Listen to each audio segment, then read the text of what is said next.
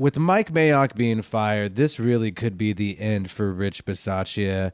And it was crazy because it felt like the Raiders were in a pickle. Prior to Mike Mayock getting fired, it felt like the Raiders were in a pickle because you had Max Crosby and Derek Carr pounding the table for Rich Bisaccia, Hunter Renfrow on NBC pounding the table for Rich Bisaccia.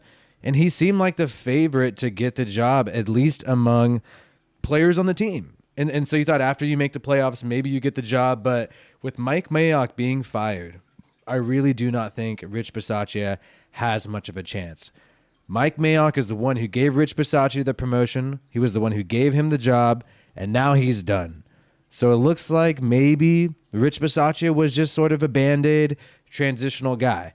Because if you keep Mike Mayock, then Mayock likely just keeps Rich Bisaccia. However, you get rid of him, it looks like you're making room for a new regime. It looks like you're making room for maybe a new coach to come in and bring in their own GM. That's what it looks like. Rich Bisaccia right here, 7-6. Really not an insanely good record when you think about it. Barely a winning record, and that's because we're counting the playoff game. If you just count the regular season, he went 6-6. So it's actually not that impressive of a record. And, you know, honestly, when you look at that presser at the very end of the game, Rich Bisaccia really did not sound confident that he's going to be the head coach. He sounded like, oh, yeah, I'm just going through the process. And, yeah, I wish we would have won that playoff game, but, oh, too bad. I saw a lack of emotional investment, and I think it's because maybe he knows the writing's on the wall. Maybe he knows, hey, I'm probably not going to be here. They're probably going to get a new regime. And obviously, that's turning out to be true with Mike Mayock being fired.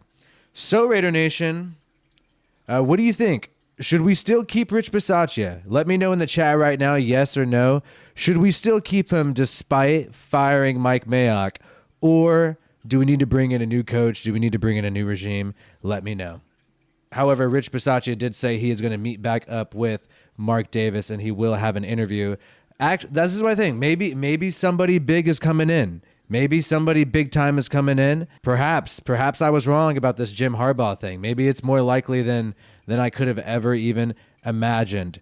Odds to be the Raiders' next head coach. This is from Bet Online. I don't even know about Bet Online, whatever. So if you're a betting company, you want to sponsor this show, hit me up. My contact's in the description. Okay, so the odds to be the next Raiders head coach, Jim Harbaugh has now passed Rich Bisaccia, 200. So this is, you follow the money. Follow where the gamblers are, right? Follow what they're thinking. Rich Bisaccia is still there, 50 points. But hey, I follow the money, and I think that's pretty crazy. Really interesting to look at in general. One thing to also keep a note about Harbaugh, and maybe I was wrong. I don't know. We're going to find out. And it seems like we're going to find out some crap real quick. Raiders requested to interview Colts assistant GM Ed Dodds for their now open GM position. And the Colts have built a good roster. Dodds started out in personnel in Oakland under Al Davis as an intern in 2003 to 2006 when Harbaugh was the QB coach. So, QB coach too, I really like that. I would like us having an offensive-minded coach. I just thought it was far-fetched for us to get Harbaugh, and I thought it was sort of just a media trend story. But now when you look at it, is this possible? Raider Lux, my guy.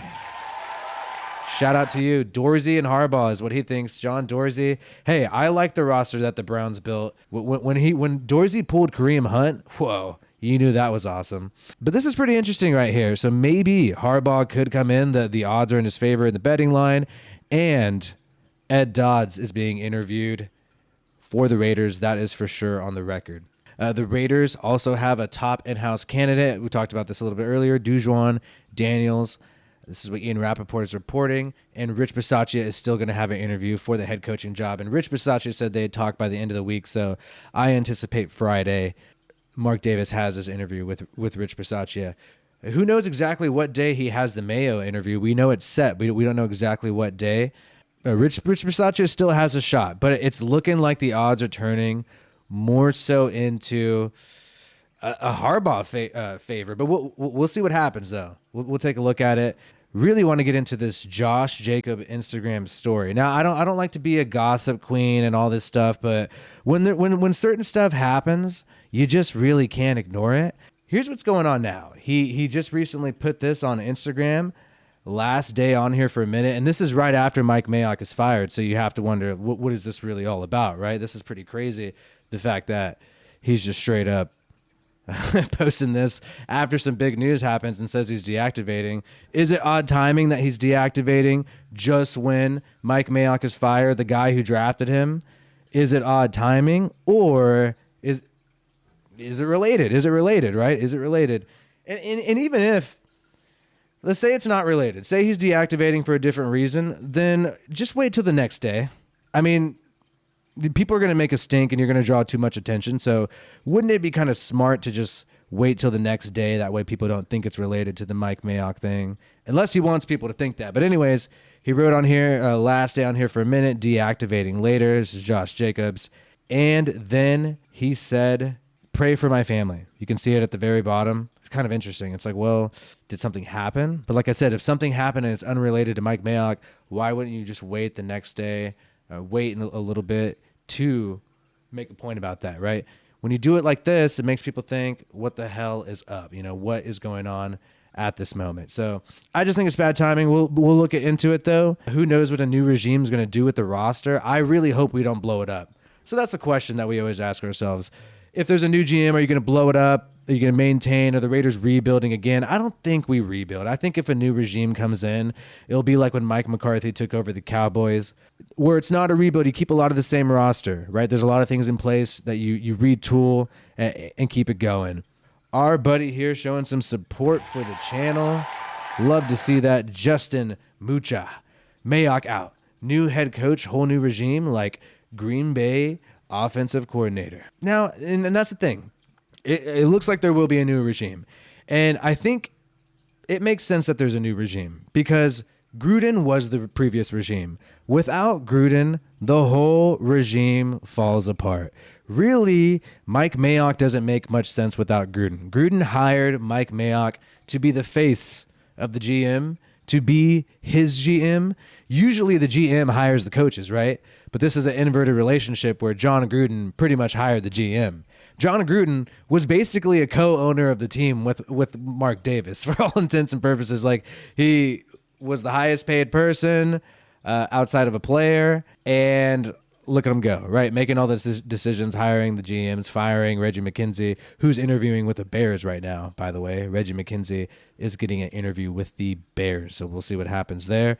The guy who traded away Khalil Mack might be the GM of the team that has Khalil Mack now, but we'll see what happens. And yes, I think you get rid of the coaching staff. The coaching staff doesn't make as much sense without John Gruden, especially on the offensive side of the ball. John Gruden was the offense. He designed the offense. He called the plays. I mean, it's like getting rid of Andy Reid on the Chiefs. And a lot of people want Eric Bieniemy, but come on, dude. He is a subordinate to Andy Reid. Andy Reid is the mastermind behind that offense. Greg Olsen doesn't make much sense when you don't have John Gruden because he is not hired in the same capacity as most offensive coordinators are hired. He is basically, a little bit above a QB coach, a lot of people have said, right? Or sort of an assistant, because John Gruden is the play caller. So this whole regime, I think, just doesn't make sense without Gruden. So it makes sense that you'd get rid of it and blow it up.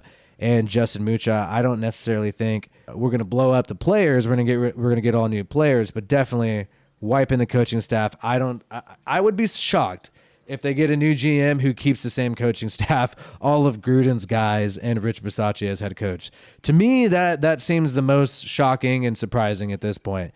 But who knows? This season has been all of surprises, shockers left and right. So maybe the thing that we least likely think will happen will actually happen. Maybe that's what's going to happen. People want to decide, we're all the draft picks Gruden, we're all the draft picks Mayock. And I have a video. Yeah, I played it earlier. You could see it. It's on my channel where I go over some of Mayock's draft picks. It's when I'm talking about these new candidates that we're interviewing. It's so weird. Everybody likes to say all the good picks are Mayock and all the bad picks are Gruden. Yeah, a lot of people who just hate Gruden kind of have that view. Oh, freaking Damon Arnett, Lynn Bowden, those are Gruden picks. That wasn't Mayock. How do you know? And obviously Mayock has been trying to cover his ass and say, oh, you know, Arnett and all that stuff wasn't necessarily me, wasn't always my call, trying to rewrite history and cover his ass, because definitely Mark Davis doesn't believe him, or else he wouldn't have fired him, in my opinion. So maybe these bad picks. Like I said, I think Mayock was more involved in the 2020 draft than the 2019. 2019's your rookie year. Gruden's not going to give you the keys to the car. So I think 2020, our worst draft, Netway, Tanner Muse in the third round, Lynn Bowden in the third round. 2020 is hands down one of the worst drafts for us. I think that has Mayock's prints all over it. And clearly Mark Davis agrees. That has Mayock all over it, or else he wouldn't have let him go. But for some reason, people who just hate Gruden want to just say, yeah, all the bad picks are Gruden and all the good picks are Mayock. Crosby's Mayock. Hunter Renfro's Mayock. How do you know those aren't Gruden picks? Those are hands down. Nate Hobbs, Max Crosby, and Hunter Renfrow are hands down, I think, our best picks of the past 3 years, right? I think you can unanimously say those 3 picks are the best picks for sure. Raider Lux, love this guy, showing so much support. Such a great guy. What a cool guy. People forget we had 3 head coaches in our staff. That's true. We had 3 head coaches in our staff, basically. And Mayock, for some reason, chose Rich Bisaccia. There was a lot more experience there. I was really surprised that Olsen, Marinelli, or Gus Bradley were not the interim head coach instead of Rich Bisaccia. Why did we choose Rich Bisaccia to just be the head coach? It was Mike Mayock's decision, and I think part of the reason why Rich Bisaccia ended up with the job, a lot of people aren't saying this, but I'm just pure reasoning, right? Why would you not give people who've already been head coaches before, who have more stake in the organization, somebody like Gus Bradley? Why wasn't he given the head coaching job? I think it's because they didn't want it. I think a lot of people saw the Gruden situation, the hit job, thought it was nasty. They thought the Raiders are maybe going to be a sinking ship, and it was all going to go downhill from there. And then Tom Cable, I totally forgot. Fight the good fight. Shout out to you. Totally. I was blanking on somebody. Tom Cable's been our head coach. So why wasn't he even considered for the head coaching job?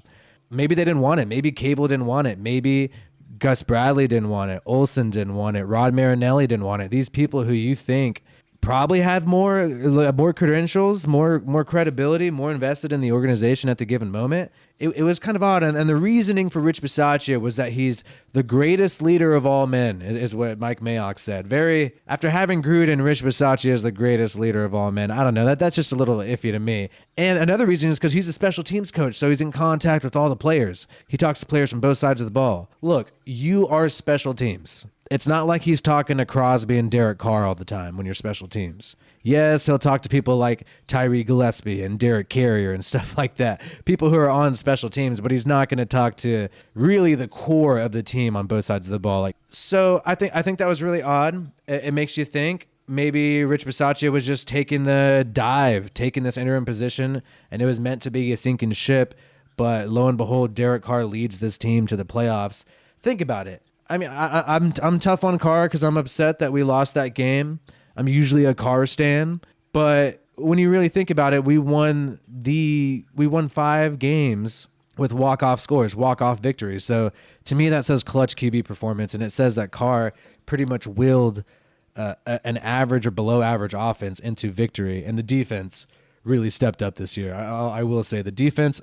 The only reason why I'm sad about us kind of getting rid of the whole coaching staff, mainly because we lost Gus Bradley, and I think Gus Bradley, although it's not perfect, Charles Woodson could say, oh, the defense isn't good. The defense isn't what it's supposed to be. Charles Woodson could say all that stuff and do all that stuff. But at the same time, this defense really improved. No matter whatever we did, cover 3, let's run cover 3 all day. I don't give a shit, because whatever this defense was is the best we've had in a long time. I mean, pretty much since 2016, it's the best defense. Way better than Pauly G. And look, we wreaked havoc on some teams. We brought the pass rush. Our 4-man pass rush was awesome. Nate Hobbs really stepped up and has done well in this scheme. You don't really want to mess that up. And if you're enjoying this, man, I got content dropping all the time. You don't want to miss it. So subscribe to this channel. Get updated on what we're doing. Know when we're dropping a video. Give us your thoughts. Be a part of the show.